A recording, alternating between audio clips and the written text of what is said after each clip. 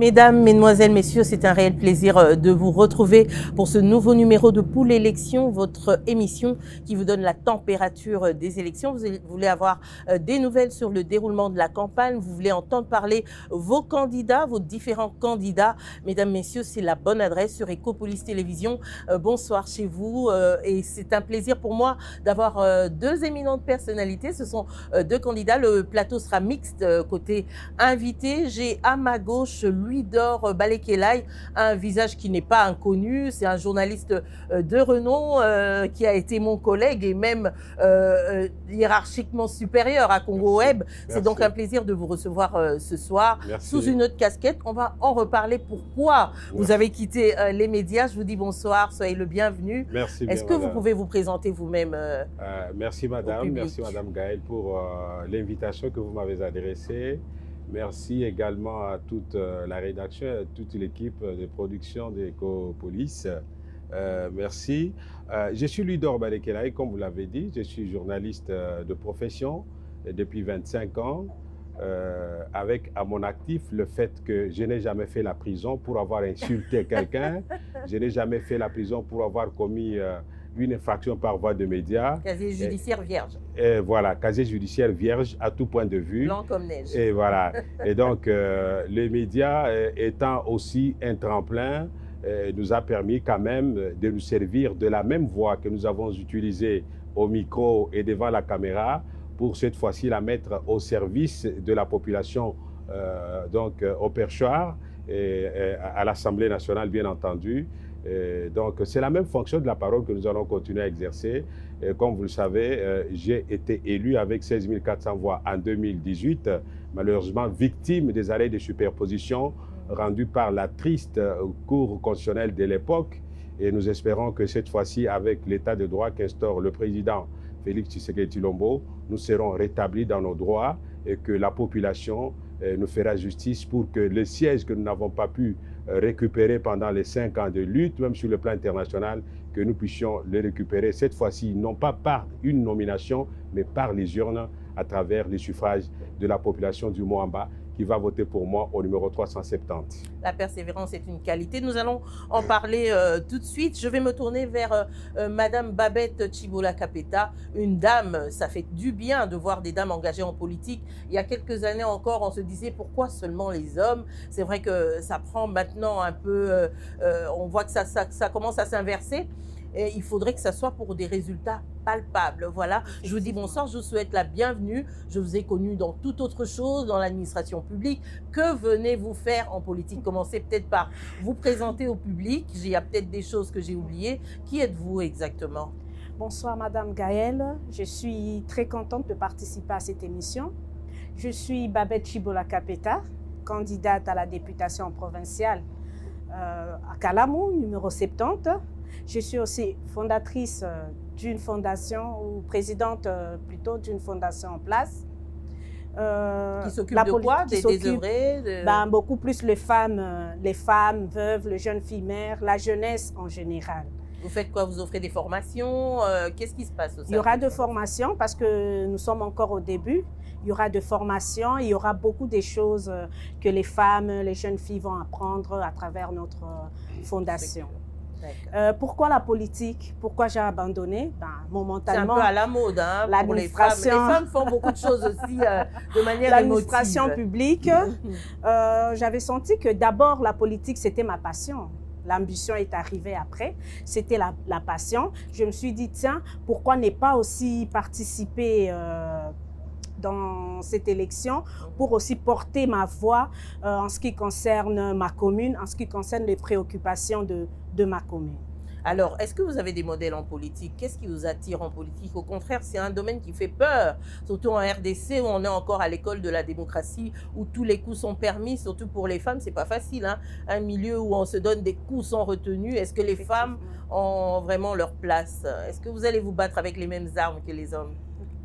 Effectivement, on a toujours l'habitude de dire qui ne risque rien à rien. Moi, personnellement, il y a eu toujours une femme qui m'a émue, c'est Maman Ndjouji Wambombo. En tout cas, c'est vraiment une femme qui a beaucoup attiré mon attention et c'est mon modèle d'ailleurs, dès par son courage, dès par sa détermination.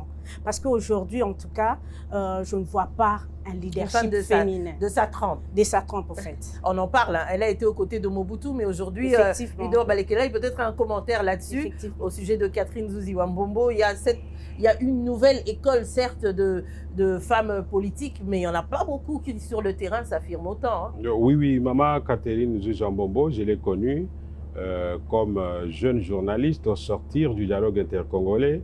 J'étais sur une télévision de la place où je retransmettais en direct les travaux de clôture du dialogue intercongolais.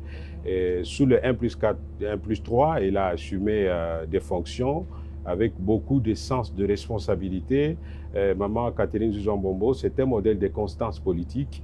Et donc, elle incarne aujourd'hui le MPR dans ses idéaux initiaux. Et donc, c'est quand même une fierté pour la femme congolaise, un modèle à suivre, comme l'a dit ma collègue Thibault. C'est un repère. C'est vraiment un repère. Mais qu'est-ce que vous pensez de cet afflux de femmes aujourd'hui? Est-ce la mode? Est-ce qu'on se posait encore cette question il y a quelques années concernant, par exemple, les écoles de journalistes, où les femmes sont devenues, sont légion, mais en politique, c'est vrai qu'on a fait des appels constants pour la participation effective des femmes. Mais est-ce qu'aujourd'hui, est-ce un danger, est-ce un avantage sur le terrain? Comment se porte la participation des femmes dans les milieux politiques? Oui, je réponds de deux manières, positivement et négativement. D'abord, positivement, l'engagement de la femme, l'engagement politique de la femme est une bonne chose parce que c'est la volonté même du constituant, parce que lorsque vous regardez notre constitution, je crois l'article 5, elle consacre la parité homme-femme. Et ceci, on a encore à négocier des 15, des 30% voilà, du gouvernement. Oui, c'est qu'il faudrait donner à la femme la possibilité d'accéder à la gestion de la chose publique de manière équitable, de la même manière que l'homme, parce que la femme a toutes les facultés que l'homme a. C'est donc un avantage que même sous le régime du président Tshisekedi, qu'on ait vu dans la loi électorale la volonté pour les partis politiques de présenter des listes avec 30% des femmes. Et donc, ceci a créé... Il y a quand même des pesanteurs, je dirais, culturels, culturels, au niveau du mental de l'homme congolais. On s'émancipe un peu de ces mentalités vétustes qui considéraient la femme comme étant bonne pour le ménage et non pas pour la gestion de la chose publique. Et donc, je crois cette volonté devrait être perpétuée. Ça, c'est de manière positive parce que ça correspond à la volonté du constituant congolais. Mais de manière négative aussi, il y a certainement des femmes qui s'engagent en politique sans conviction, tout simplement parce qu'il y a eu une certaine manipulation. Par parrainage. Oui. Ou parce que par imitation servile, en voyant ce que les autres femmes, le mimétisme. Voilà. Mais le danger, c'est que quand la femme entre en politique, si elle n'est pas bien encadrée, surtout pour les femmes de ménage, je connais beaucoup de cas où il y a eu des cas de divorce. Est-ce que vous, personnellement, vous accepterez que votre femme entre en politique? J'entraîne ma femme à la politique. Depuis 2018, elle se bat à mes côtés, mais avec un encadrement sévère parce que, oui, effectivement, on connaît... Double loupe. Oui, avec des loupes très sévères. On connaît des femmes qui, lorsqu'elle a pris le goût à la politique, elle oublie l'homme. Elle négocie seule. Elle commence à négocier seule. C'est un être à part entière. Je connais même un cas où elle est libre de le faire, où elle n'est pas libre. Lui, il faut choisir. Elle commence à avoir ses contacts téléphoniques, elle peut parler, on ne peut pas toucher à son téléphone. Non, le chef a appelé, tel responsable d'une institution a appelé. Ça crée beaucoup de troubles dans le foyer et il faut donc que nous puissions contextualiser cet engagement politique de la femme tout en tenant compte de nos us et coutumes. Nous sommes des Africains. La femme a son rôle à jouer dans le ménage. Politique, de la démocratie qui viennent de chez les Blancs. C'est compliqué, nous devons inculturer l'engagement politique de la femme dans nos habitudes africaines. Nos habitudes africaines, tout en sachant que la femme peut faire de la politique, mais tout en sachant aussi que la place de l'homme est là et tout ce qu'elle doit faire, il faut partager avec l'homme, avoir son aval. Ou l'homme collègue politicien, parce que là aussi, il faut faire la part des choses. Oui, il y a l'homme époux et l'homme collègue politicien. Quand elle est à la maison, c'est une femme épouse et doit s'occuper de son mari, de ses enfants, de son ménage.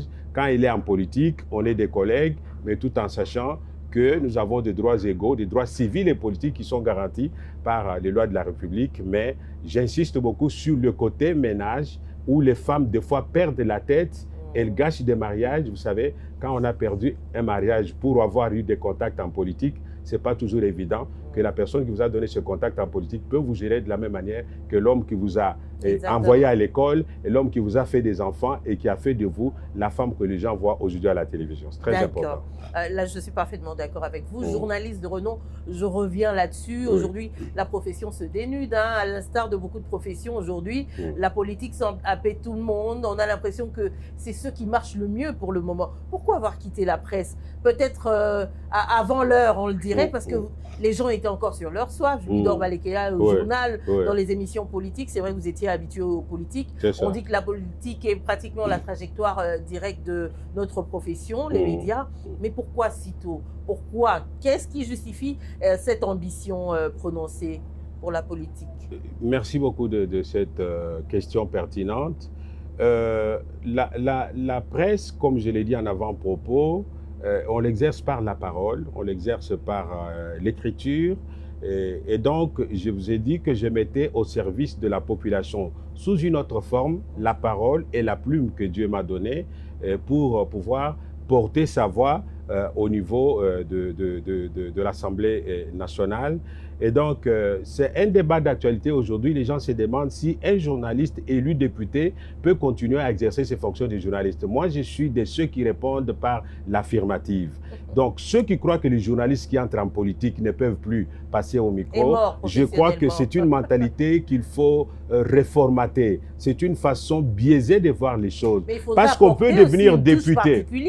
Oui. On a l'impression que les journalistes qui vont à l'Assemblée se noient complètement. Oui, la plupart. Il n'y a pas cette touche particulière, l'œil du journaliste, il n'y a pas cette parole stratégique. C'est ça. Quel est l'apport? C'est ça. Le mauvais exemple que nos aînés qui nous ont précédés à l'Assemblée nationale ou au Parlement nous ont donné, ce mauvais exemple fait qu'aujourd'hui, nous puissions y aller pour changer les choses. On connaît des journalistes qui étaient des brillants dénonciateurs des maux de la société, mais arrivés là-bas, ils sont devenus des consciences achetables et vendables. Et nous voudrions donner... Et c'est facile, la critique est aisée, Julidor, vous n'y êtes pas encore. Vous êtes sûr qu'une fois... J'aimerais que votre émission soit enregistrée et conservée sur YouTube, et que si une fois au Parlement, je me comporte de la même manière que ceux qui nous ont précédés, qui se sont distingués par l'injure facile vis-à-vis des autorités publiques, puissent m'opposer cette émission pour dire tu avais dit ça, tu n'as pas fait. Mais je vais au Parlement avec une mission particulière, double mission, aider à légiférer, aider à contrôler.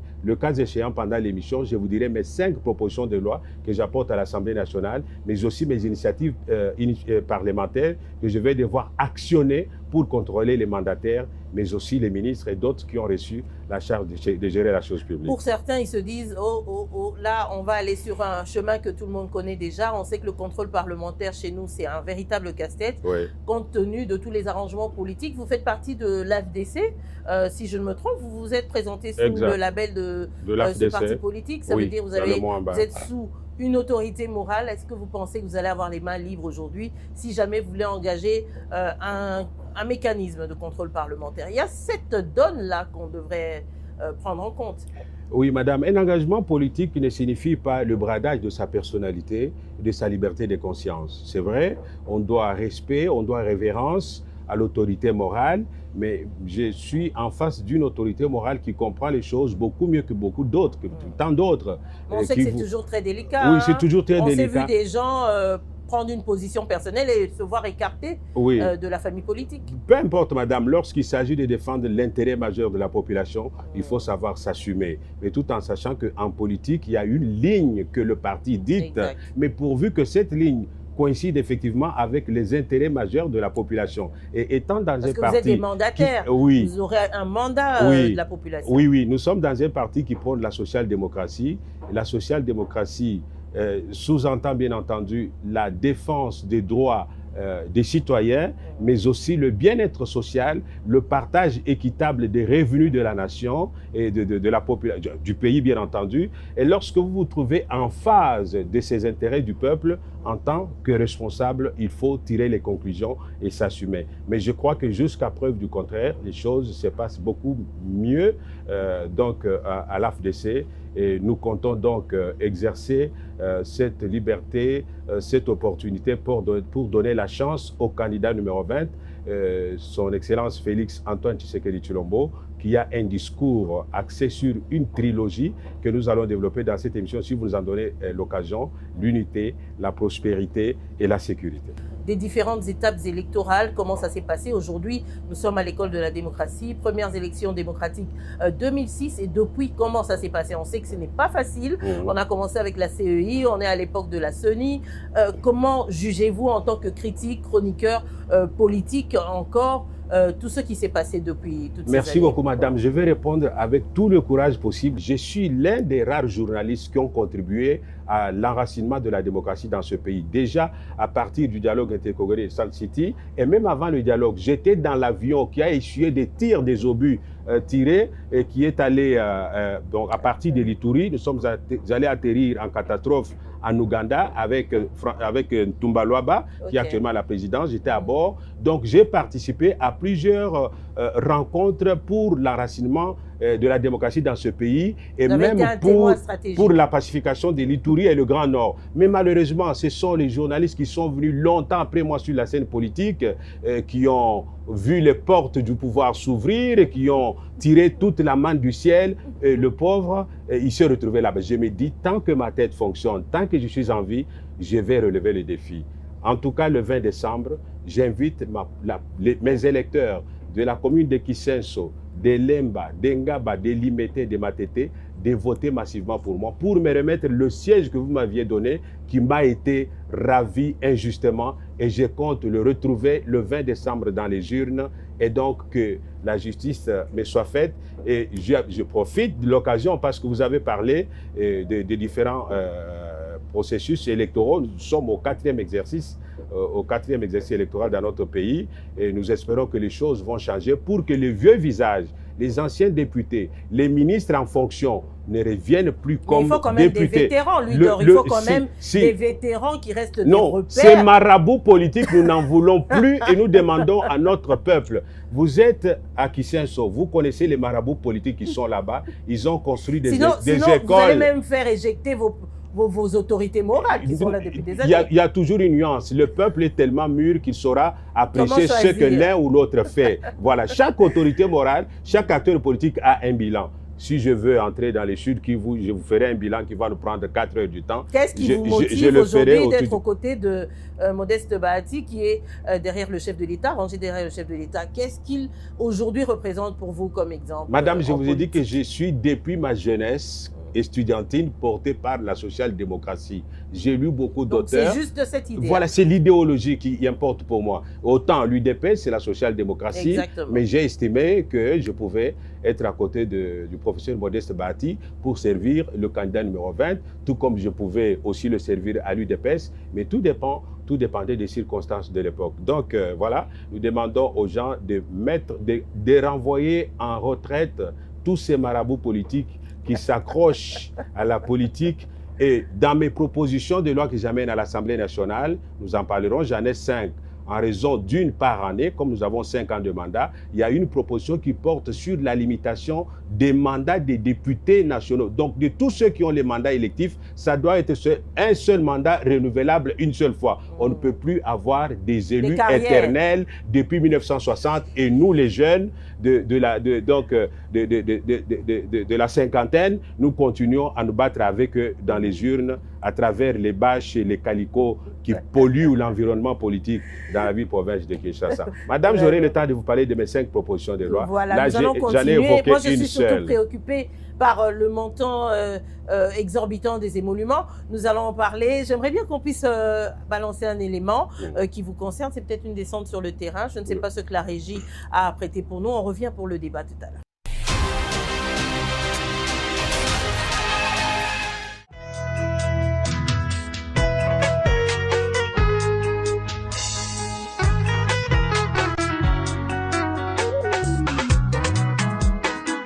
Mo ambali boke mo ambali sanga biso bansongwi na sima ludo balekelai mo amato sepela tozwi mototo lukaki ludo balekelai mapako mpembe na troisième république abundi la bitere yana na mobanga na kati ya parlement mobandisa mo monene awa na mboka Congo émission ayambaka opposition pe majorité Bido Balekelai, l'église au milieu du village. Na émission Notre Congo au Komona Balekelai. Akopanza Sango, Congo Mobimba. Moamba to sepela to suimo toto lukaki. Toto lukaki. Bido Balekelai, mapa kompembe. Na troisième république, abunde la victoire. Tofumo la mitemae. Na katia parlement.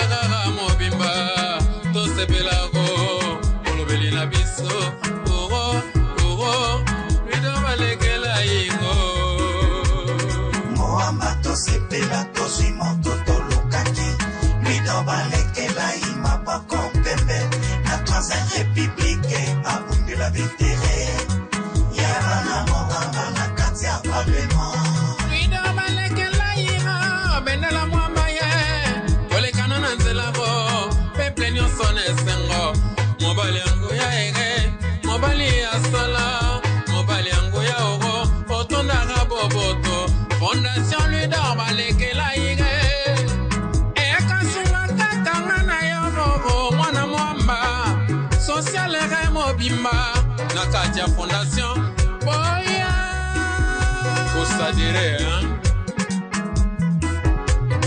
Moamba to sepela to suimo toto lukaki Mido Balekela imapa kompembe Na troisième république abunde la victoire Yabana Moamba na katia parlement Alo bela bana Moamba pona lotiliki Yabana Moamba na katia parlement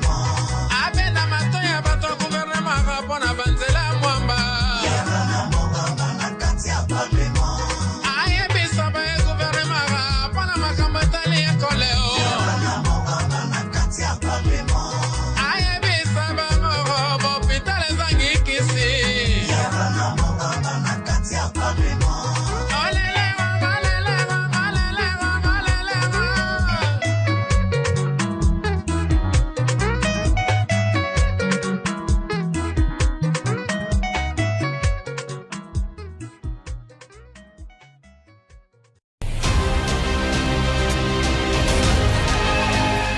Alors, Babette Chibola Kapeta, je reviens vers vous. Pourquoi avoir choisi les assemblées provinciales? Une assemblée provinciale, vous êtes candidat député provincial à Kalamou. Aujourd'hui, on constate l'échec cuisant des assemblées provinciales à travers la République. On se demande même quel est finalement le rôle. Autant on a des problèmes de contrôle parlementaire au niveau de l'Assemblée nationale, autant du côté des assemblées provinciales, c'est la catastrophe.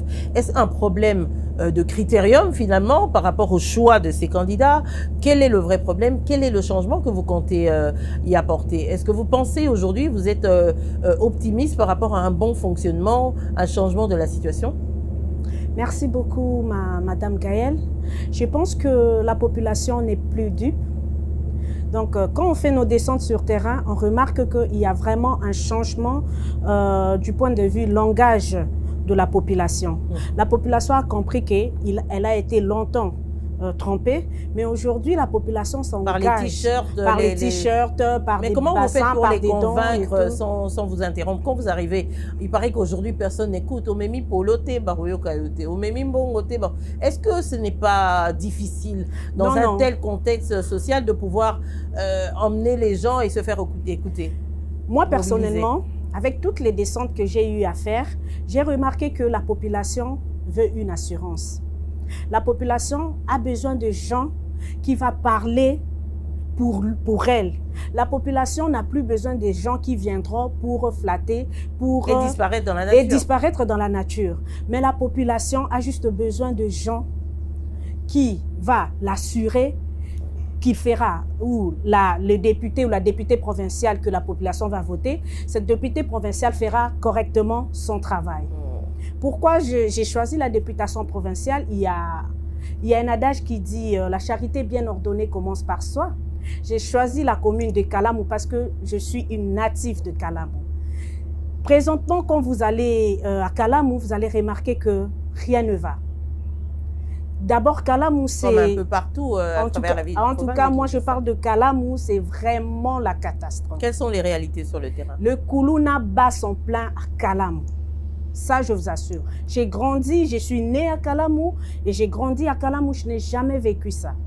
Mais aujourd'hui, quand vous allez à Kalamou, c'est vraiment écœurant. C'est vraiment écœurant. Tu te demandes, mais est-ce qu'il y a des élus ici à Kalamou? Tu te poses même la question, qu'est-ce qui se passe ici à Kalamou? Les Koulouna bat son plein. Je me suis dit... Mais le problème, c'est que déjà, les élus n'habitent pas la même commune. Vous allez être élu à Kalamou, vous habitez à Ngalema. Vous allez réagir comment? Vous allez suivre comment? Est-ce que vous allez être imprégné suffisamment des réalités sur le terrain? Effectivement, parce que j'ai des points focaux dans chaque quartier de Kalamou. Et moi-même, j'ai fait des descentes à Kalamou. Ce que j'ai eu à remarquer, mon constat, en tout cas, c'est vraiment déplorable. Surtout les Koulouna. Quand vous essayez d'échanger avec les mamans, vous remarquez que les mamans vraiment sont en train de souffrir. Elles sont victimes de Koulouna. Tu ne peux pas te promener. Mais ce sont les mêmes qui vont libérer leurs enfants. Parce que ces enfants Koulouna ne sont que les enfants des mamans qui habitent à Kalamou. Effectivement. Ils ne viennent pas d'ailleurs. Et quand on les arrête, ce sont les mêmes mamans qui vont pleurer. Effectivement. Alors, on veut une chose et son contraire. Est-ce qu'il ne faut pas commencer par une vraie éducation de la population? Il y a un problème de mentalité. C'est ça aussi le vrai problème. Moi, pendant ma campagne électorale, je fais la sensibilisation en même temps. L'éveil de conscience de la jeunesse. Je demande à cette jeunesse-là qu'on ne cède pas à des manipulations. Parce que quand on a besoin d'utiliser d'une façon, comment dire, immorale, négative, la jeunesse, on recourt toujours à ces enfants-là, on recourt toujours aux électeurs. Mais s'ils n'ont pas de travail, c'est souvent des enfants ça aussi, qui n'ont peut-être pas eu la chance d'aller à l'école, qui sont sans emploi. C'est ça même la cause plutôt des... Comment vous comptez remédier à tout cela? Vous serez député provincial, oui, mais quel serait votre apport à l'Assemblée provinciale? Tout d'abord, je me dis, je vais faire le travail que nos prédécesseurs n'ont pas pu faire. Un député provincial, ce n'est pas quelqu'un qui construit des ponts. Parce qu'il n'en a pas le moyen. Ce n'est pas son travail. Ce n'est pas son travail. Au Kabakate, aux années luttées. Alors, comment changer cette mentalité? Dans le cadre d'un acte humanitaire, on peut comprendre. Mais dans le cadre politique, ce n'est pas son travail. Ça, c'est le travail de l'exécutif provincial. Un député provincial, son travail, c'est quoi? Prendre les préoccupations de sa commune et amener ça au sein de l'Assemblée provinciale.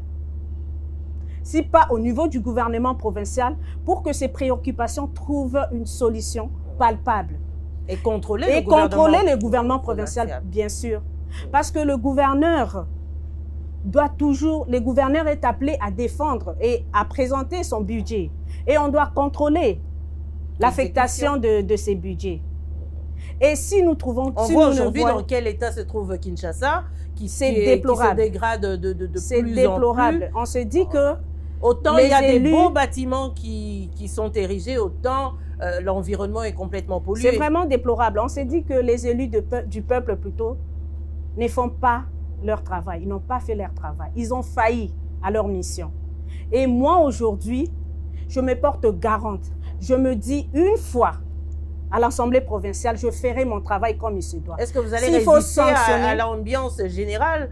Souvent, les députés provinciaux aussi sont manipulés. Hein, les billets de banque qui passent. Madame, le gouvernement provincial s'amuse avec les billets de banque. Tout ne s'achète pas avec l'argent. J'ai toujours l'habitude de dire qu'il suffit d'une seule personne pour faire la différence. Moi, je me battrai. Parce que je n'entre pas dans l'Assemblée provinciale pour moi, mais j'entre pour ma communauté.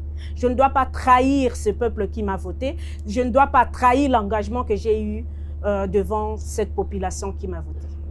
Alors aujourd'hui, quels sont les points en dehors de la sécurité concernant par exemple les femmes de manière particulière qui peuvent attirer votre attention et que vous pouvez porter justement au sein des assemblées provinciales? La femme aujourd'hui, elle est malmenée. Il y a encore des cas de violence. Il y a quelques années, il y a eu un certain éveil par rapport à ça. Aujourd'hui, ça semble oublié. Pourtant, dans nos communes, il se passe des choses terribles. Il y a des petites filles qui sont violentées, des femmes. Il se passe beaucoup de choses, même par des fois des forces de l'ordre, des hommes en uniforme et des femmes qui ne peuvent aller se plaindre nulle part. Par rapport à ça, quel est le combat de la femme d'aujourd'hui? Moi, je me dis qu'en tant que femme et en même temps jeune, j'ai le devoir de me battre pour ça. Pendant mes descentes, j'ai eu des plaintes des mamans. Et c'est déplorable. Vous sentez que la femme est abandonnée.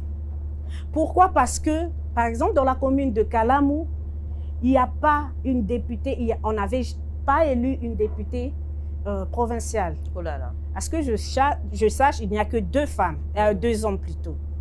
Et du coup, les femmes se sentent abandonnées. Et aujourd'hui, je me dis... Elles n'ont pas de porte-parole. Elles n'ont pas de porte-parole. Et aujourd'hui, je me dis que dans l'Assemblée provinciale, je ferai mon travail, non seulement en tant que politique, mais en tant que femme et en tant que jeune. Parce qu'on dit toujours, éduquer une femme, c'est éduquer toute une nation. Et la jeunesse, c'est l'avenir de demain. Je ne peux pas rentrer dans cette assemblée et rester silencieuse et voir comment les femmes sont malmenées et comment elles sont traitées. Pour son salaire, pour son ventre. Voilà. Et comment elles sont traitées. C'est compliqué. Hein? C'est pour cela que je me dis que ces mamans-là de la commune de Kalamou, les jeunes de la commune de Kalamou puissent me faire confiance parce que je me battrai pour eux. J'ai encore cette force-là de me battre pour eux dans l'Assemblée. Comment ça se passe sur le terrain? La bataille est rude. Est-ce qu'il y a beaucoup de candidats députés provinciaux avec qui vous faites des bras de fer? Et quel est l'apport de votre famille politique? Comment ça s'est passé? On est pratiquement à jour J, mois 6 des élections. Comment vous avez vécu c'est une première expérience pour vous? Oui, c'est une première expérience. Alors, comment ça s'est passé sur le terrain? C'est un peu timide, hein? Comme vous le savez. Les gens se plaignent de moyens matériels, mais on se bat. On se bat quand même. Et qui veut aller à la guerre se prépare, hein, oui, bien sûr.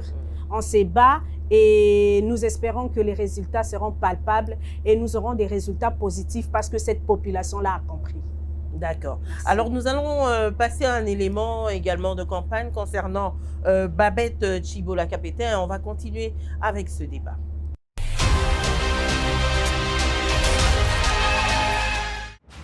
Kalamou, avec le numéro 70, votons pour le changement.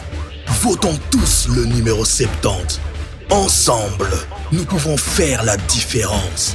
Ensemble, nous pouvons bâtir un Kalamou nouveau. Votons le numéro 70. Candidate députée provinciale, Babette Chibola-Kapeta, pour la commune de Kalamou. Pasi ya mai nayebi te régime ezo ezalaka to ezalaka te tozosouffrir na mai sérieusement. Nous avons un colonel ye akoti na ye sika acheli biso forage, donc ndenge eza wana soki ezalaki colonel o te nayebi te so colonel tofa mai eza te mama ndenge apesa ozwananga to azokee elobela likambo ya mai régime ezo apart wana kuluna Lula souhaita moule panza. Na ebiso ke moyen te okota awa te. Okota te parce que bazo banga pété. Biso de tozo banga to quand la banda pour me parole banda bazo traquer. En tout cas, voyez ma maman qui au sol. Vraiment bokendola la tête. S'il vous plaît. Merci maman pour la question Toumi. Question liboso à l'état union sur des camarades pesayo. Na répondre à la question Nibale. Comment une question à l'Otuni? Les questions peuvent tout la député tant basalisa biso. Et c'est les cas dans tout monde pour la salle à bokese. Mutu moko kaka pour la salle à bokese. Pour ceux qui ont vite évolué quand on a doute. Est-ce que tu vas la kakabou? Yango na eli boso na bino na lobi bonne kangai. Parce que je suis jeune. Parce que moi aussi, j'étais victime il y a des élections passées. Ton vote qui peut partout, ton ça qui ma préoccupation et trouver qui peut solution. yango wana na lobi na bota courage pour que ngamo pona kota kuna bopesa na confiance et vous allez voir parce que ceux qui lelo na sali de l'autre côté na sali musala na te ngape ko kozala victime parce que qui députation ezalaka vite ngape na kolongwa misusu bakoya mpe apenga situation oyo ifaki na arranger yango te ntango na kozala sous député te na kozala victime mpe ya situation wana. C'est tout à fait normal que bato bakoma découragé parce que bato basalaki bato confiance bato batindaki bato mpo basala mosala na bango basalaki mosala na bango te. Yango wana nayepa na bino bosala na confiance na kosala mosala na en tant que député, en tant que jeune pour makasi eza nanu ya kosala. Non pas que la koli déjà pour la que les la poli parce que makasi ya ko défendre eza te.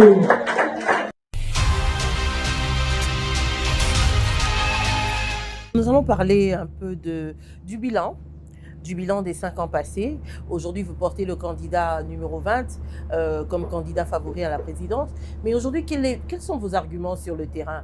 La situation sociale est encore désastreuse. Certains disent que rien n'a été fait. Vous allez vous-même dans vos communes, dans vos circonscriptions, où il n'y a presque pas de route. Certains pays, vous au Mont-en-Bas par exemple, il y a des érosions. Qu'est-ce qu'il n'y a pas comme problème là-bas? Il y a des problèmes d'enclavement. Comment ça se passe? Quels sont les arguments que vous apportez sur le terrain par rapport au candidat numéro 20? A-t-il réussi? Faut-il encore lui faire confiance? Qu'est-ce que vous dites à la population? Le président Tshisekedi, qui n'a eu qu'à gérer pendant 3 ans seulement, a fait beaucoup de choses. Mais ce que je retiens de la particularité de son action, c'est l'inversion du paradigme du développement. Depuis 1960, on a cru que le développement du Congo partirait de la capitale ou des chefs-lieux de la province vers l'intérieur. Mais le résultat, au bout d'autant d'années, est catastrophique, c'est vraiment négatif. Alors, ce que j'ai apprécié dans son approche du développement, c'est qu'il a initié un paradigme du développement à la base à travers le programme de 145 territoires. Un merveilleux programme. Est-ce que ce n'est pas l'un de ces nombreux projets, comme on avait l'habitude d'entendre ici, chantiers, projets, etc. Est-ce qu'on n'est pas toujours dans ça, dans le marketing politique à outrance? Oui, on n'est pas dans ça parce que j'ai bien indiqué que lui, son approche procède par l'inverse. Il procède par l'inverse, il commence par la base pour impulser le développement au niveau donc, du centre d'impulsion. La capitale et les chefs-lieux de province. Et ce programme a l'avantage de donner aux Congolais vivant à l'intérieur du pays d'avoir accès aux soins de santé à moindre coût et à 0 mètre. Imaginez-vous une dame qui a besoin d'accoucher à 100 km du chef-lieu d'un territoire.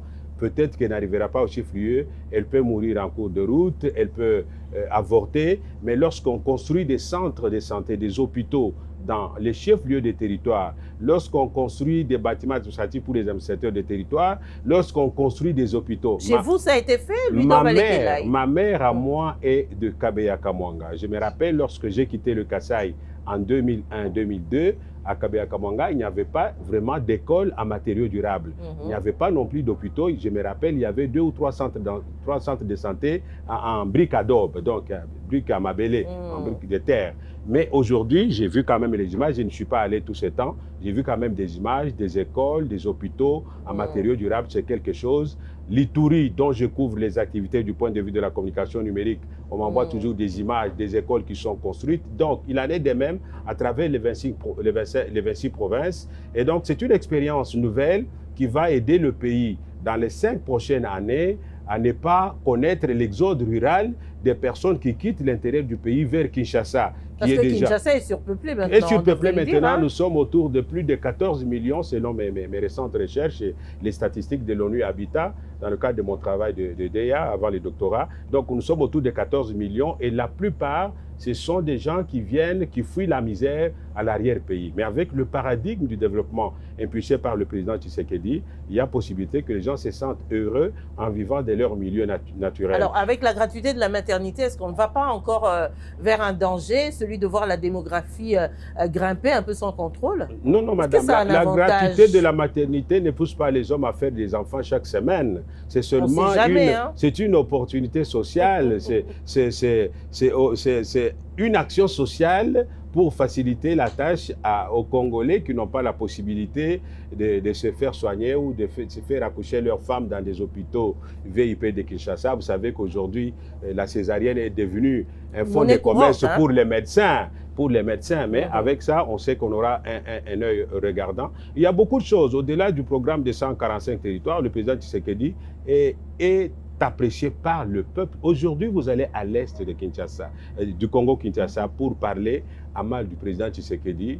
Je crois que les gens qui viennent vous écouter viennent par curiosité et non pour écouter votre discours contre Tshisekedi, parce qu'il est le seul à avoir doigté l'ennemi du Congo par son nom. J'ai entendu sur les radios, sur les antennes d'une radio périphérique, un candidat qui critique le président Tshisekedi, qui promet de restaurer la paix à l'est de la RDC au bout de 6 mois. Je me demande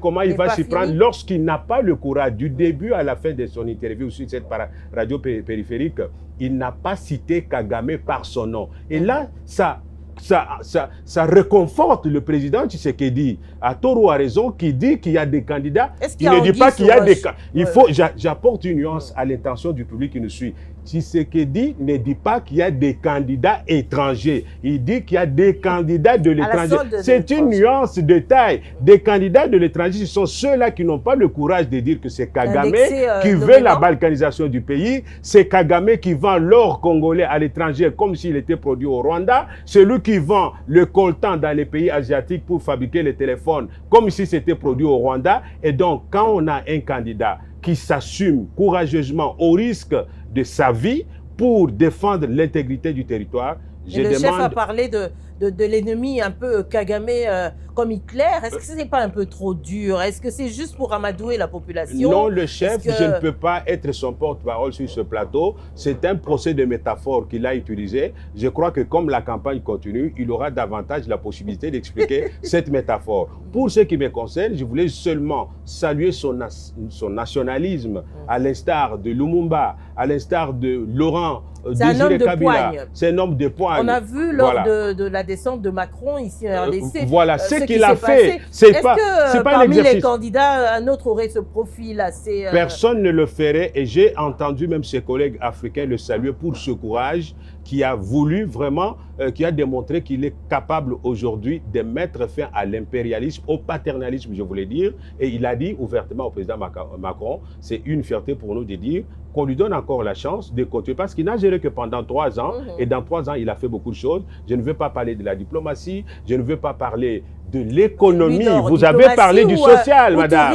Certains disent qu'il a trop voyagé, que ça n'a rien apporté. Il a répondu, nous ont apporté les voyages dans une émission consacrée à l'ensemble des candidats, il a dit que ce voyage n'était pas du tourisme. Ces voyages ont rapporté quelque chose au pays, parce que l'image ternie du Congo-Kinshasa a changé aujourd'hui. On parle différemment de la RDC. On parle différemment de la RDC. Ceux par qui les multinationales passaient pour venir, bien entendu, spolier nos richesses, réfléchissent cette fois avant d'agir. Donc, je pense que c'est...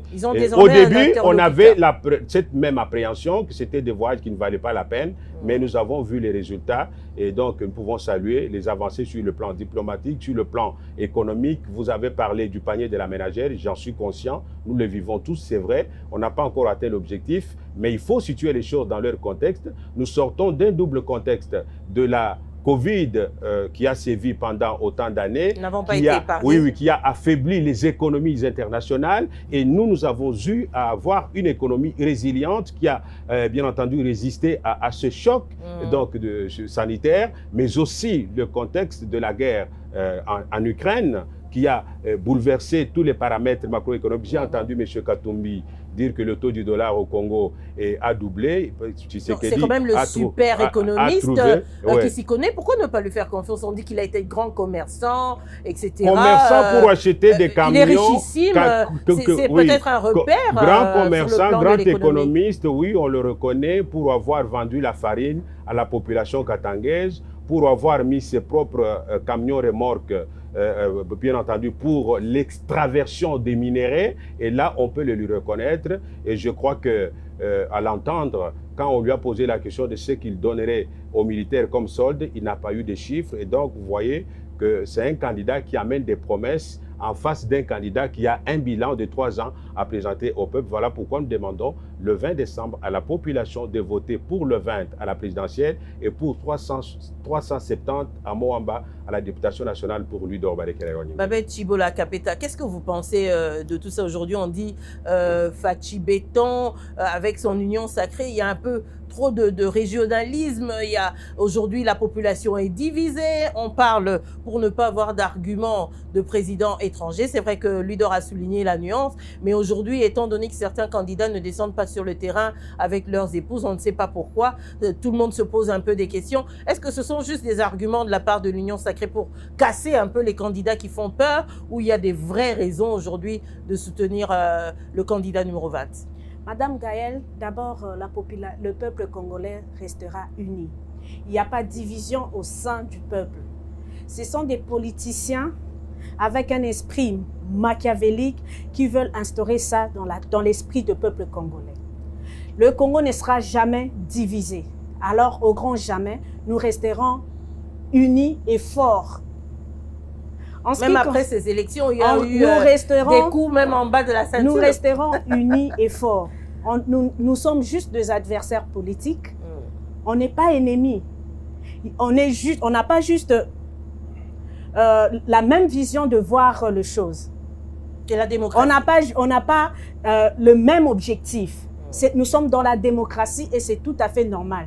Dire que la population est divisée, le peuple congolais est divisé, là c'est faux. Il y a eu une bonne part aux Kassaïens. Certains n'ont pas eu la chance de goûter aux fruits du jardin d'Éden. Comment ça se passe? Est-ce que vraiment vous pensez que le régime aujourd'hui est équilibré? Oui, Madame Gaëlle. Moi, j'ai dit aujourd'hui, le président Félix Tshisekedi est l'unique pour le moment.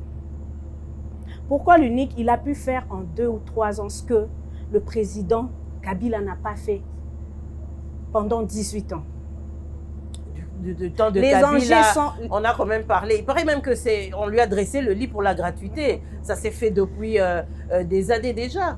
Oui, mais la mise en application. Kabila a commencé beaucoup de chantiers. La mise en application. Il y a eu Bukanga Lonzo qui nous a emmené de la farine de maïs. Où est Bukanga Lonzo aujourd'hui? Au moins, le projet a existé. Oui, mais la mise en application. C'est un problème de gestion. La mise en application, bien sûr, c'était un projet. Mais c'est avec Fachi qu'on parle de cela.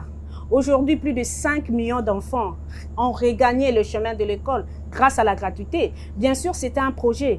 Mais Fachi a cette volonté-là de bien faire les choses. Il a cette volonté-là de bien faire les choses. On parle maintenant de la gratuité de la maternité. Aux États-Unis, la maternité n'est pas gratuite, même partout ailleurs. Mais aujourd'hui, c'est décidé qu'on puisse vivre encore cela. Pourquoi ne pas réitérer encore notre confiance? Parce que vous devez savoir qu'il a eu beaucoup de défis à relever. Il a accédé au pouvoir dans les conditions qu'on connaît tous, c'est-à-dire celle de la coalition avec le FCC, qui ne lui a pas permis de bien mener ses actions politiques. Mais on a vu... Aujourd'hui, c'est un défi d'avoir la majorité c'est un au défi. Parlement aussi. Et on a vu cette volonté-là du président Fachi. Et certaines réalités sont palpables. Dans 2 ans, dans 3 ans, il n'a pas pu tout réaliser. Mais si on le réitère notre confiance, il va parachever ce qu'il a commencé. En 5 ans, vous pensez que la RDC aura réellement un autre visage aujourd'hui au regard déjà des réalisations qui sont déjà effectives? Effectivement, je crois en la personne du chef de l'État. Je crois au candidat numéro 20. Il faut aussi qu'il soit bien entouré. Hein. Il faut pas effectivement, que tout repose sur les épaules cela, nous sommes là aujourd'hui. C'est pour cela nous sommes là aujourd'hui. Pour porter main forte au candidat numéro 20. On se porte garant de cette population-là dans l'Assemblée provinciale pour bien faire le travail et accompagner le chef de l'État dans sa mission. Et j'ai demandé au peuple congolais de faire encore confiance à notre candidat numéro 20 à l'élection présidentielle et à la candidate numéro 70 à l'élection, à la députation provinciale de Kalamu. Alors, Babette Chibola Kapeta, je disais tout à l'heure, c'est peut-être un avantage ou une stratégie politique selon certains, c'est descendre sur le terrain de Félix Antoine Tshisekedi aux côtés de son épouse, Denise Nyakeru, la première dame. Certains candidats disent que est-ce que c'est même important d'avoir une maison civile, budgétivore, etc. Est-ce que c'est quand même culturellement, politiquement important d'avoir cette première dame, étant donné déjà que c'est quelque chose qui existe à travers le monde, ce n'est pas une invention congolaise, et ça reflète plus ou moins un certain équilibre. Est-ce que finalement c'est un discours qui tient la route, de ne pas avoir cette première dame, parce qu'on n'a pas vu beaucoup au cours des descentes des différents candidats. Comment on juge cette situation? Les candidats qui tiennent ce genre de discours, ils savent pourquoi ils le tiennent. Mais moi je pense que quand le président de la République se promène avec la première dame, ça rassure. Vous savez, nous les femmes, nous rassurons partout où nous allons. Ça rassure et ça montre une stabilité. Donc, les candidats qui tiennent des discours plutôt du genre, ce n'est pas important de se promener avec la première dame, il n'y aura pas de maison civile. Il y a des premières dames qu'on n'a pas encore découvertes. Il n'y aura pas de maison civile. Ils savent, ils savent pourquoi ils cachent leurs épouses. Ils le savent. Ils le savent. C'est un faux fouillant, ils le savent. Louis-Dor, un petit commentaire là-dessus.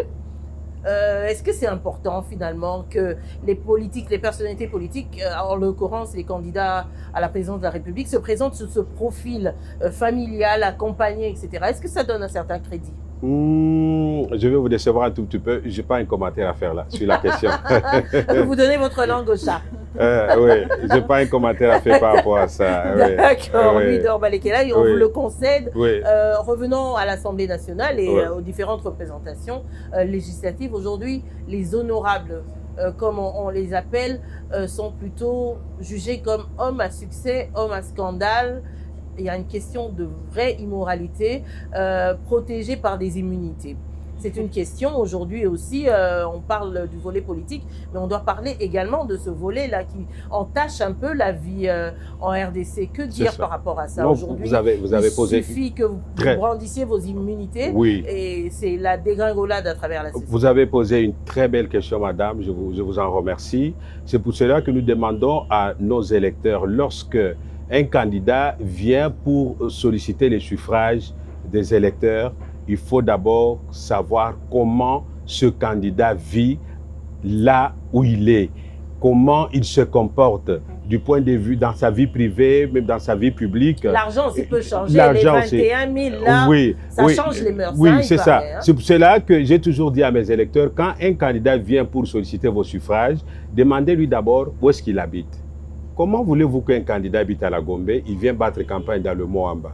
Comment voulez-vous qu'un candidat habite à l'étranger, il vient solliciter le suffrage à Kinshasa, dans les provinces, et ainsi de suite? Comment voulez-vous que les électeurs votent pour quelqu'un dont ils ne connaissent même pas l'adresse, même pas le numéro de téléphone? Dans le Moamba là-bas, il y a des candidats qui n'ont même pas de bureau.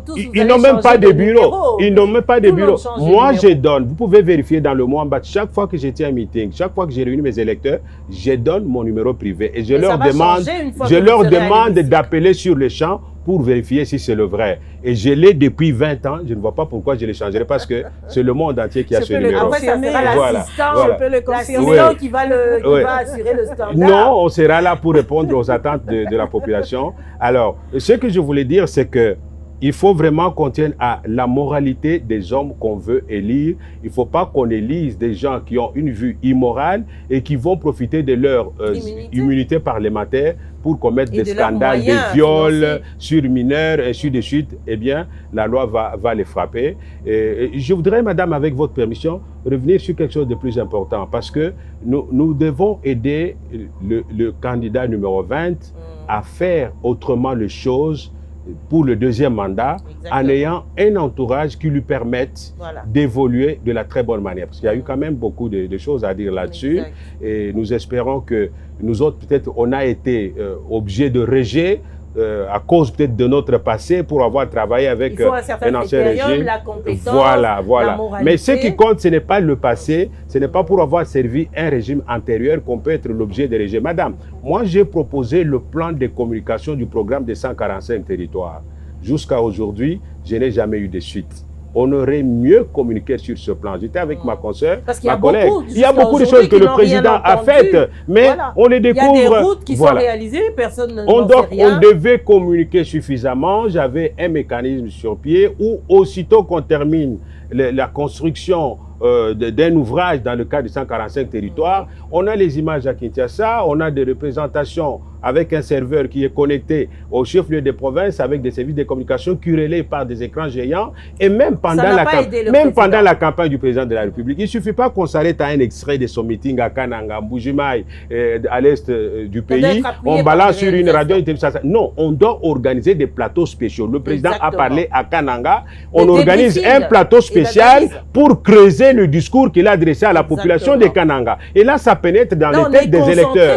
Voilà, on ne doit pas s'arrêter seulement au discours. Le président ne dit pas tout. Il a si peu de temps, il est fatigué. Après un mois, c'est énorme. Il faut qu'on prenne le relais de son message à chaque étape et chaque soir, on doit avoir des plateaux spéciaux. Faire quand tous les communicateurs mais quand on est rejeté parce qu'on a été kabyliste, voilà, ça donne ce que ça donne. Je ne cherche pas de l'emploi, madame. Je ne cherche pas de l'emploi, mais j'ai dit que j'ai des idées à mettre au service du président de la République s'il est élu pour un deuxième mandat. Telle est d'ailleurs notre volonté, pour l'aider, moi en ce qui me concerne, à apporter à l'Assemblée nationale une proposition de loi portant modification de la loi sur les baux à loyer. C'est cette loi qui fixe le taux. Mon combat depuis 2006. Voilà. De quoi s'agit-il pour les téléspectateurs, j'en suis à mon troisième scrutin. En tout cas, j'ai déjà 53 ans. Il ne faut pas que je continue éternellement à être candidat. Cette fois-ci, vraiment, 2006, 2018, 2023. Je promets aux locataires, et pour aider le président de la République, je promets aux locataires que jamais une proposition de loi qui va modifier la loi qui existe. C'est la loi sur les baux à loyer qui a été promulguée en 2015. La nouveauté, c'est que dans cette loi, on doit donner à chaque Congolais le droit de solliciter du gouvernement de la République la possibilité d'obtenir un logement social pour payer à tempérament, c'est-à-dire à compte-gouttes, chacun selon ses possibilités, de telle sorte qu'au bout de 3 ans, quelqu'un qui était locataire, s'il verse un $10, un $5, il cesse d'être locataire, il devient propriétaire. Et là, c'est une obligation constitutionnelle. L'article 48 de la Constitution oblige le gouvernement de construire les logements sociaux. Mais seulement, cet article ne dit pas que les Congolais ont le droit de solliciter du gouvernement des crédits pour pouvoir obtenir des logements sociaux. C'est la nouveauté que j'apporte au niveau de l'Assemblée nationale, ce qui va faire que les relations entre les locataires et les bailleurs vont s'améliorer au fur et à mesure. Parce que l'État ne construit pas les maisons, mais impose les taux de loyer aux locataires, aux propriétaires, aux maisons qui ne sont pas construites par elles. Et ce n'est pas normal parce que la personne doit payer le loyer en dollars américains, quand bien même on a décrété la dédollarisation qui n'est pas mise en exergue. Voilà. Et payer au taux du jour le loyer, c'est un problème énorme. Et en amenant cette proposition de loi, je vais rencontrer votre préoccupation que vous avez soutenue en ce qui concerne le social de la population. Madame, je ne m'arrête pas à ça. J'apporte à l'Assemblée nationale une nouvelle proposition de loi. C'est en ce qui concerne le mariage des femmes célibataires. Mais vous voyez, on en a déjà parlé à l'Assemblée nationale avec le député qui proposait 500 $. De dot. Je ne vais pas citer ce député, c'est quelqu'un qui a volé mon idée parce qu'il était dans la même circonscription électorale que moi en 2018. Je suis le premier candidat à avoir battu campagne sur la question de la dot qui doit être fixée par une ordonnance du président de la République conformément au Code de la famille de 1987. Alors ce député, parce qu'il fait partie du groupe des députés qui sont allés brosser les dents à la Cour constitutionnelle pour nous faire invalider et prendre nos places, il a volé mon idée parce que moi je suis empêché de siéger, je suis empêché d'être payé pendant 5 ans alors que je détiens un arrêt rendu en premier dernier ressort par la Cour constitutionnelle, l'injustice dont je voudrais être vraiment, dont j'ai été victime, que je voudrais que la population répare le 20 décembre prochain. Donc il a volé mon idée et il s'est bloqué. Mes électeurs en connexion. Vous allez voir à travers les images comment pendant 5 ans, sans argent, les électeurs sont restés fidèles à moi. Une fois arrivé là-bas... Il ne faut pas les fuir quand vous aurez 21 000. D'ailleurs, on doit baisser ces nous allons faire... je reviens aux 21 000 $. Nous allons faire en sorte que le président de la République, qui est habilité par le Code de la famille à prendre une ordonnance, prenne effectivement cette ordonnance pour fixer le taux de la dot après consultation avec les assemblées provinciales en tenant compte des us et coutumes de chaque clan, de chaque coutume. Je lui ai déjà facilité la tâche. De donner ses 10 bœufs. Voilà, là on paye des vaches pour épouser une femme, mais lorsque un monsieur se permet de dire qu'on doit épouser une femme à 500 $, c'est une insulte à la femme. Je demande aux femmes de ne pas voter pour lui le 20 décembre parce que le taux de la dot, c'est le président de la République qui doit fixer ça. Et j'ai déjà fait un grand travail par rapport à cette loi pendant les 5 ans. En voyageant à travers les différentes provinces, j'ai collecté les données, je connais ce que chaque coutume demande pour épouser une femme et donc nous allons verser ça dans cette proposition de loi pour réduire le nombre de femmes célibataires. On paye la dot chère ou moins chère voilà. Finalement. Quel est l'avis à ce sujet? Est-ce qu'il faut réglementer ou il faut laisser à chacun libre cours? Moi, je pense que tout d'abord, la femme n'est pas une marchandise. Ce n'est pas une marchandise. Ça dépend de l'importance que l'homme accorde, de la valeur plutôt que l'homme accorde à sa femme. Donc sur ce point, je n'ai pas beaucoup à dire parce que je me dis qu'on ne vend pas la femme et on ne peut pas non plus marchander la femme. Et est-ce que vous pensez aujourd'hui qu'on doit abaisser ces émoluments et puis de manière générale, toutes ces assemblées, le gouvernement, toutes les structures de l'État sont budgétivores aujourd'hui. Ça n'aide pas à rétablir l'équilibre et à créer peut-être cette classe sociale moyenne. Nous avons remarqué qu'il y a vraiment des équilibres. Socialement, il y a vraiment des équilibres. C'est une bonne idée si on doit baisser les émoluments. Parce que moi particulièrement, je ne vais pas à l'Assemblée provinciale pour des émoluments, mais je pars pour travailler. Et je pense que je serai parmi... Vous allez le faire gratuitement, attention, c'est pas gratuitement. C'est facile de promettre. Hein? En fait, je ne vais pas le faire gratuitement, mais avec un salaire raisonnable et avec un travail qu'on voit. On ne peut pas bouffer l'argent, beaucoup d'argent comme ça, sans rien faire. Et cette population reste toujours dans la souffrance. On doit changer ça. Oui. On doit changer ça. C'est pour cela que j'ai dit, je dois imposer les changements. Nous devons imposer les changements. Pour que les choses marchent, pour qu'il y ait équilibre, nous devons imposer les changements. Madame, je voudrais ajouter avec votre permission, je vous en prie, par rapport à ce que ma collègue a dit, ma chère collègue honorable, je peux déjà vous appeler comme ça, députée provinciale. Madame, comment voulez-vous, moi je suis vraiment pour ceux qui plaident pour qu'il y ait réduction des émoluments, si effectivement il y a des preuves que les députés touchent 21 000 $. 21 000 plus 45 000 de Jeep, voilà, plus les enveloppes qui passent sous la table quand on doit voter. Il faut construire... Plus l'argent des vacances parlementaires, sans compter les soins médicaux au pôle Nord. Donc c'est compliqué. Il y a un travail à faire au Parlement. La réponse à cette question demande vraiment la construction d'une réflexion approfondie sur les tenants et les aboutissants de cela. Mais comment voulez-vous qu'un député à Matete achète les témoins à 10 $ sur la voie publique et passe de commune en commune en train de payer des témoins achetés publiquement, alors que la loi électorale interdit la circulation de l'achat de conscience pendant la campagne électorale. Madame, j'ai vécu pas plus tard qu'à 24 heures dans la commune de Lemba, un député d'Engaba qui est venu acheter des mamans avec des pailles dans une salle. Et au vu et au su de tout le monde. Voilà les députés que nous ne voulons plus revenir à l'Assemblée nationale. Le chef de l'État l'a dit dans l'un de ses meetings. Si le tweet d'un confrère de RFI est disponible à la régie, on peut le balancer à la tête pour qu'on voit. Le président dit que les députés de la législature de 2018-2023 lui ont compliqué la tâche et il demande à la population de les changer. Il faut donc voter pour nous, voter pour moi, lui, Balekela numéro 370 à Moamba, pour que ces députés qui vous mentent, qu'ils ont construit des universités pour vous. Regardez dans les certificats d'enregistrement de ces universités, ce sont les noms de leurs femmes, ce sont leurs noms, les noms de leurs concubines, ainsi de suite. Ceux qui vous promettent à qui c'est ceux qui ont construit des écoles, combien de vos enfants vont étudier gratuitement? C'est pour eux, ils vous trompent. Il faut changer la classe politique, il faut que nous arrivions. Prenez-nous au mot. Si nous nous comportons de la même manière, il ne faut plus nous renouveler votre confiance. Il en est de même dans la commune de Lemba. Tous ces députés en fonction, tous ces ministres en fonction qui impressionnent la population avec des panneaux géants. j'ai dit aux électeurs, ne vous laissez pas impressionner par les panneaux.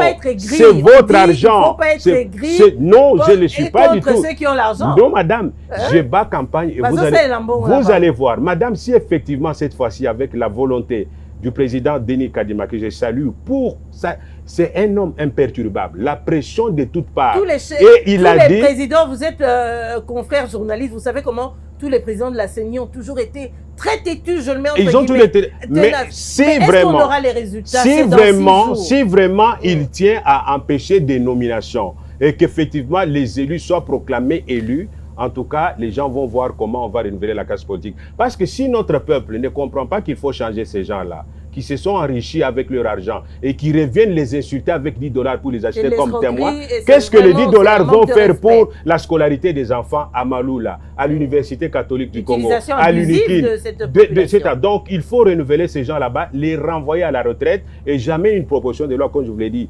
en avant-propos, qui va faire que les députés n'ont droit qu'à un seul mandat renouvelable une fois, comme le président de la République. Au nom de quoi voulez-vous que le président de la République fasse 2 mandats et que les députés soient éternels au Parlement? C'est inconcevable, madame. Nous allons les envoyer à la retraite. J'apporte une nuance parce que vous avez mis la crête en ce qui concerne les autorités morales. Non. Une proposition de loi, ce n'est pas une loi. Ça veut dire que nous sommes en démocratie. Dans la pratique parlementaire, quand j'amène une idée au Parlement, elle va être soumise au débat. Si les gens sont pour mon idée, on va adopter. S'ils sont contre, on va rejeter. Donc, les autorités morales peuvent dormir tranquillement dans leur maison et comprendre que moi, j'ai fait une offre politique, j'ai besoin de suffrages dans les urnes. Alors, Babette, comment ça se passe? Comme vous avez relevé la question de la CENI, on est à 6 jours des élections. Oui. Certains, Bazola Laté, Abimi Simbon en campagne, est-ce qu'il va se retrouver? Est-ce qu'on va se retrouver aux urnes? Personne ne le sait encore, mais c'est promis. La CENI tient à réaliser ses promesses. Mais vous qui êtes candidat, vous êtes sur le terrain, est-ce qu'il y a un certain relais avec la CENI en ce moment? Comment ça se passe dans vos circonscriptions? Est-ce que vous sentez que quelque chose est fait? Vous savez, vous avez été enrôlé. Est-ce que vous avez des nouvelles par là? Et notamment de vos témoins. Mmh. Tout le monde, et puis une chose est claire, tout le monde ne pourra pas emmener les témoins dans les petits centres. Vous allez emmener combien de témoins? Si chacun devrait emmener un témoin, et même les partis politiques devraient, ça serait la catastrophe. Ça s'organise comment? En réalité, les gens se demandent qu'est-ce qui va se passer au matin du 20 décembre. C'est une grande question. Tu gardes une question, madame? Je ne sais pas si c'est Babette qui commence. Babette? Madame Gaëlle, je vais commencer. Peut-être je serai complétée par mon collègue. Oui. La question est ouverte pour d'abord, que les gens sachent qu'il y aura bel et bien élection le 20 décembre. Qu'on ne vous trompe pas. C'est la CENI. Nous prévu, hein, parce qu'on ne dit jamais, jamais. Nous devons faire confiance à la CENI. Même si le président a rassuré. C'est la CENI qui nous communique. La CENI a dit les élections auront bel et bien lieu le 20, pas de distraction, pas d'intimidation. Pas d'intimidation, pas des rumeurs, pas de distractions. D'accord. Les élections auront bel et bien le 20 décembre et on se prépare en conséquence. Donc, par exemple, dans ma commune, il y a déjà des déploiements de matériel, des bulletins de vote. Vous êtes allé voir, vous les avez vus? J'ai vu ça. Okay. Alors que les gens arrêtent de rêver, que les gens arrêtent de diaboliser la population, qu'ils soient prêts à aller voter le 20 décembre. Est-ce qu'on ne vous a pas posé de problème, par exemple, comme celle des cartes d'électeurs? On sait que beaucoup ont perdu le numéro de carte, etc. Ça se passe comment? Effectivement. On a eu le temps? Par rapport à ma base et à ma population de Kalamou, certains sont en train de recevoir déjà des duplicata. Et beaucoup ont déjà... Ça se fait? C'est vraiment effectif au niveau de la commune? C'est effectif. C'est effectif. Ils ont des cartes d'électeurs et d'autres ont déjà leur duplicata. Alors qu'on arrête de diaboliser la population. Alors, Louis-Dor Balekela, on va conclure avec vous aussi par rapport à l'unité, sécurité et la prospérité que nous promet Félix-Antoine Tshisekedi Tshilombo. Est-ce un rêve, est-ce une réalité? Et vous allez conclure par un message personnel à votre électorat. Bon, comme cette trilogie, unité, sécurité et prospérité, constitue son nouveau discours, son nouveau programme. Exact. Parce qu'il a présenté le bilan de ces 3 ans de gestion, on va dire, de ces 5 ans, plus les 2 autres avec le FCC Cash. Et maintenant, il propose des idées pour pouvoir obtenir un deuxième mandat. Nous, à notre niveau, en tant que futurs élus, nous allons l'aider à impulser des propositions de loi qui vont dans le sens de cimenter l'unité nationale, la cohésion entre les tribus, entre les ethnies, entre les provinces. Nous allons l'aider à impulser des propositions de loi pour des réformes du point de vue de la sécurité, mais aussi continuer l'œuvre de la prospérité entamée à travers le programme de 145 territoires. Et pour terminer en ce qui me concerne, j'apporte également à l'Assemblée nationale une proposition de loi qui va pouvoir réglementer le secteur de motocyclistes qu'on appelle les WEWA. C'est un secteur qui n'est pas réglementé.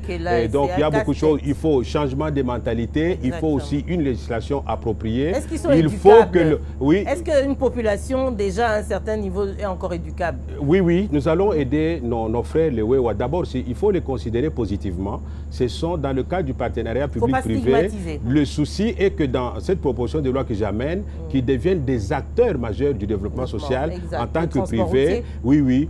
Ils nous aident lorsqu'il y a des embouteillages, lorsqu'il y a grève dans le transport public et commun, et les motards nous viennent en aide. Nous voudrions vraiment mettre de l'ordre, qu'il y ait une loi et que l'hôtel des villes arrête de les tracasser en prélevant 500 francs congolais chaque jour par parking, et qu'on réfléchisse sur ce qu'on appelle la taxe de numérotation qui leur est imposée, qu'on réfléchisse sur l'autorisation des transports. Ce sont des gens qui aident le pays. Mon souci, c'est que de les recenser, ils sont à 600. Oui, ils doivent connaître le code, c'est ça la formation. Ils sont à 600 000 pour la seule ville de Kinshasa, qu'ils soient recensés, qu'ils aient une carte biométrique numérisée, qu'ils aient des numéros de compte où ils peuvent verser quelque chose à la fin de chaque mois, qu'ils soient assurés par la SONAS, de telle sorte quand il y a des accidents de moto, qu'ils soient pris en charge par le gouvernement et le motard et le client qui est derrière, au lieu qu'on les laisse mourir comme ça, ou que le client se prenne en charge. Nous aimerions qu'ils soient vraiment... aussi les véhicules des voilà, qu'on incendie. Il faut qu'ils deviennent des partenaires du gouvernement dans le cadre du partenariat public-privé. Donc, c'est notre combat.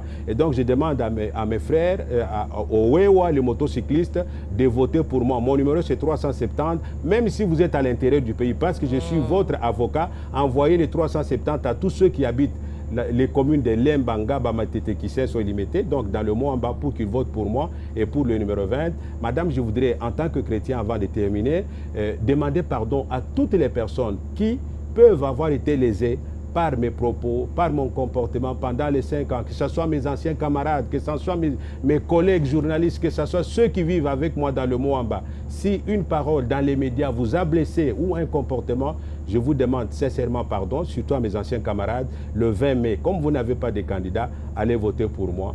Je serai quand même là pour défendre les intérêts. Le 20 décembre, voilà. Je vais défendre les intérêts du peuple. C'est le peuple d'abord. Nous ne devons pas voir les intérêts personnels. Alors, bonne chance à tous les deux. Hein. C'était un réel plaisir de vous recevoir. Je rappelle, j'avais Louis-Dor Balekelaï sur ce plateau, confrère journaliste, mais maintenant politicien vertébré. Journaliste politique. Je suis encore journaliste politique. Oui, c'est après l'élection que je deviendrai politicien. Ça changera de mais je vais continuer toujours mon média. Nous comptons sur vous. On fait le journalisme nous allons suivre cela. Il n'y a pas d'incompatibilité entre être député et faire en même temps le journalisme. Exactement. Ceux qui le font, c'est par mauvaise foi, par jalousie. Ils n'ont qu'à venir dans la course pour postuler aussi. Voilà. En tout cas, plein succès à vous, chers confrères. Ma Babette Chibola, Capeta, plein succès à vous. Nous avons envie de voir plusieurs femmes émerger à travers les structures du pays, la République démocratique du Congo, avec un effet positif.